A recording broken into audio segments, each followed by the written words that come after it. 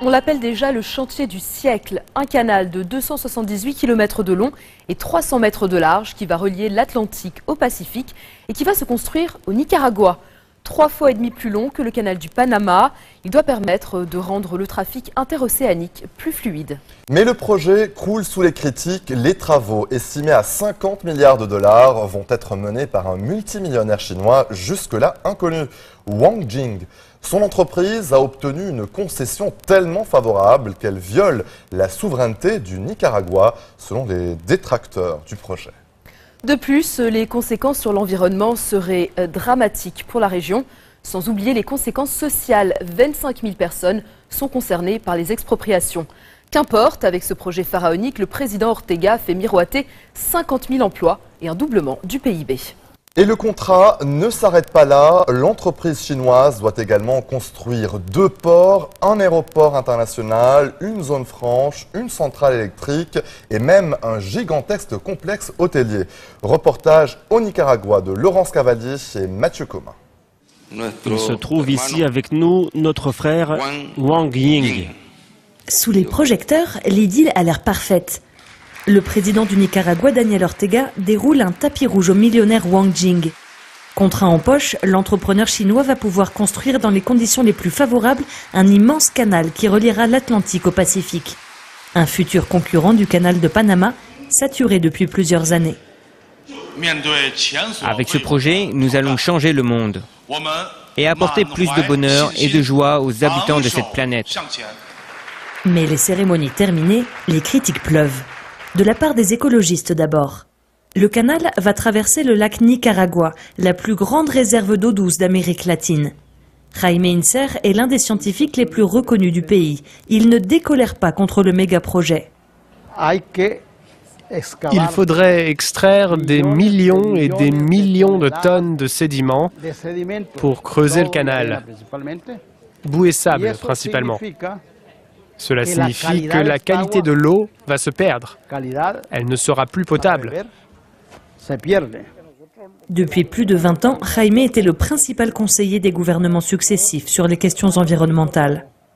La première fois qu'ils ont évoqué le projet, le secrétaire du président m'a appelé. « On va faire ce projet, ça sera comme ça et comme ça. » Moi, je lui ai immédiatement répondu « Écoutez, il va y avoir beaucoup de problèmes. » Je lui ai énuméré les inconvénients.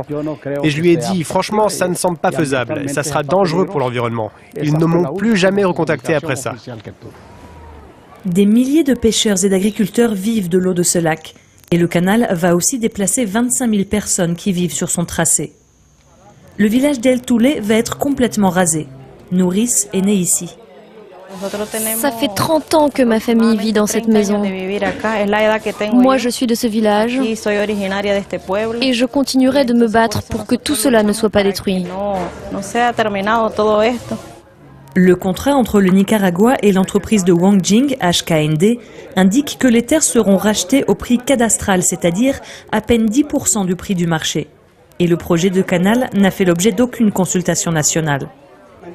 Nourrice et les habitants de la zone continuent de se mobiliser, alors que les tensions s'aggravent. Depuis 3 mois, les enfants des environs ne vont plus à l'école. Depuis le début, le gouvernement essaie de manipuler les instituteurs. On leur dit qu'il faut parler du canal. Ce n'est plus de l'éducation, ce sont des menaces aux parents, pour nous obliger à signer des papiers affirmant que le canal sera un grand bénéfice pour le pays. Un bénéfice très contesté car HKND a obtenu une concession de 50 ans pour la construction du canal, reconductible 50 ans de plus. Pas un centime de la manne générée par le passage des paquebots n'arrivera dans les caisses de l'État. Pourtant, le gouvernement assure que le miracle économique aura bien lieu. Beaucoup de nos compatriotes sont convaincus que ce canal sera un rêve vieux d'un siècle qui devient réalité. Il va créer de l'emploi, réduire la pauvreté, permettre d'améliorer la santé, l'éducation, les infrastructures et faire du Nicaragua un pays compétitif. Le président Ortega, accusé de dérive autoritaire, de trahison à la souveraineté du Nicaragua, il y a même ceux qui croient que le projet n'est qu'un cheval de Troie pour les intérêts chinois dans la région. Dora Tellez a formé une coalition de partis contre le canal. Selon elle, HKND aura du mal à trouver des investisseurs pour financer la construction. Mais ce qui importe, c'est que l'entreprise a d'ores et déjà la concession en poche. Moi, j'ai toujours pensé que ce projet de canal était un jeu de dupes pour couvrir deux choses. Premièrement, l'expropriation massive de terres appartenant aux petits producteurs. Et deuxièmement, le développement d'une quantité indéterminée de projets privés, qu'ils soient touristiques ou commerciaux. Le début des travaux a été annoncé en grande pompe le 22 décembre dernier. Et pourtant, 3 mois plus tard, pas la moindre activité dans la zone où ils auraient dû commencer. Seuls 2 géomètres au travail. On fait juste des relevés pour l'entretien de la voirie. C'est sur cette côte pacifique encore vierge que devrait bientôt se construire l'embouchure du canal, entourée d'une zone franche, d'une autoroute et d'une voie ferrée. Le Grand Canal, opportunité de développement pour le pays le plus pauvre du continent américain, ou grave erreur de calcul environnemental et social. S'il coupera le pays en deux, il le divise d'ores et déjà, avant même que ne soit donné le premier coup de pelleteuse.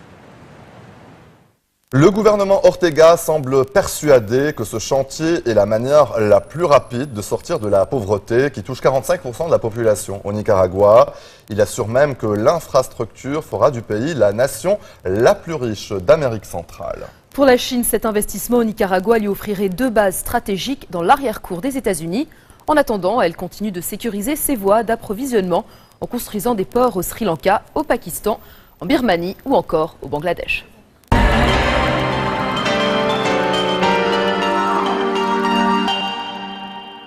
Plus d'1 an après le début de l'épidémie d'Ebola qui a fait plus de 10 800 morts en Afrique de l'Ouest, la Guinée ne parvient toujours pas à éradiquer la maladie.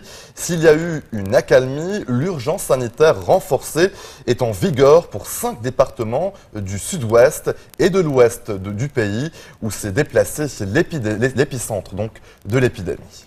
Sur le terrain, les équipes restent mobilisées pour enrayer la progression du virus et lever les réticences des populations, principale raison à la persistance de l'épidémie. C'est dans ce contexte qu'un vaccin est expérimenté depuis peu auprès des communautés les plus exposées.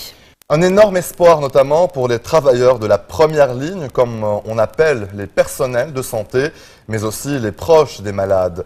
Le reportage de Sarah Sako à Conakry et Koya, à une 50aine de kilomètres de la capitale. Centre de traitement Ebola de l'hôpital Donka à Conakry. Comme tous les jours, Mamadou, 28 ans, se prépare à accéder à l'isolement, la zone où sont confinés les malades.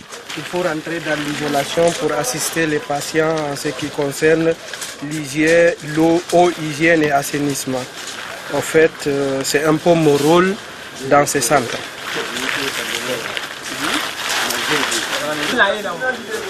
Alors que l'épidémie est sur le déclin dans le reste de la région, elle résiste dans le littoral de la Guinée. L'équipe de Mamadou est mobilisée depuis maintenant plus d'1 an.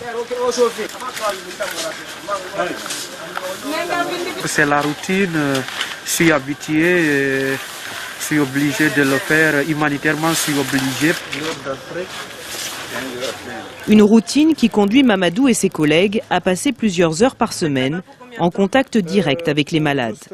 Ces travailleurs de première ligne, comme on les appelle, sont statistiquement les plus exposés au virus. C'est bien pour cela que le jeune homme s'est porté volontaire pour participer à un essai clinique de vaccination contre le virus Ebola. Une opération historique en Guinée, porteuse d'espoir pour lui et ses collègues. Il y a longtemps, j'attendais l'expérimentation de ces vaccins, mais le voilà enfin. Bon, vaut mieux que tard que jamais. Donc vraiment, je suis aujourd'hui content, je suis vraiment très ému. Et je demande à tout le monde de faire comme moi. Ça va les faire du bien, pas du mal. Le VSV EBOV, c'est son nom, est expérimenté depuis début mars dans le pays. Pendant 3 mois, la réponse immunitaire des participants est étudiée, leur taux d'anticorps comparé à celui des survivants d'Ebola pour mesurer l'efficacité du vaccin. D'abord, nous devons nous assurer que le vaccin est sans danger et nous avons des preuves solides qu'il l'est. Mais nous devons vacciner plus de monde. Deuxièmement, nous devons nous assurer qu'il fonctionne et ça c'est plus compliqué. Nous avons besoin de plusieurs sortes de preuves. L'une est de démontrer que l'on obtient une bonne réponse immunitaire qui élimine le virus. Une autre est de démontrer que le vaccin protège les communautés dans les zones endémiques. L'expérimentation est également menée dans l'entourage des récents cas d'Ebola, selon le principe de la vaccination dite en ceinture. Nous sommes à Bonfé, à une 50aine de kilomètres de Conakry. Le village sort de quarantaine. Ici, la majorité des habitants a été en contact avec un malade. Ousmane les a sensibilisés et obtenu qu'une 50aine d'entre eux se prêtent à l'essai vaccinal. Souma est l'une des premières personnes à bénéficier de ce vaccin. Donc, sinon, il était très réticent au début. Les gens parlaient qu'ils pensaient qu'ils sont venus ici pour le faire mourir. Donc, j'ai eu le courage de dire à les parents, bon, et ils sont êtres vivants comme nous. Il ne faut pas peur. Convaincre ces personnes, encore traumatisées par la maladie, de participer à l'étude est un véritable défi dont dépend largement le succès de l'opération. Quand j'ai dit le mot vaccin dans un premier temps d'ailleurs, les femmes se sont cachées et des questions ont commencé à tomber. Pourquoi nous? Vous avez sauté toutes ces villes-là? Est-ce que vous voulez nous tuer? Malgré ces réticences, près de 500 volontaires ont déjà été vaccinés au sein des communautés. Au total, pas moins de 11 500 personnes devraient participer à l'étude. Les premiers résultats, quant à eux, pourraient être disponibles dès août prochain. En attendant, seul rempart contre l'épidémie, la prévention se poursuit sur le terrain, alors que 28 patients sont actuellement hospitalisés dans les centres de traitement du pays. Code 24, c'est déjà fini pour cette semaine. Nous vous donnons rendez-vous la semaine prochaine pour une nouvelle fenêtre sur l'actualité internationale. Vous pouvez revoir cette émission sur notre site internet. N'hésitez pas à nous envoyer vos commentaires à l'adresse qui s'affiche au bas de votre écran. Très bonne suite de programmes sur notre antenne et bonne soirée. Très bonne soirée.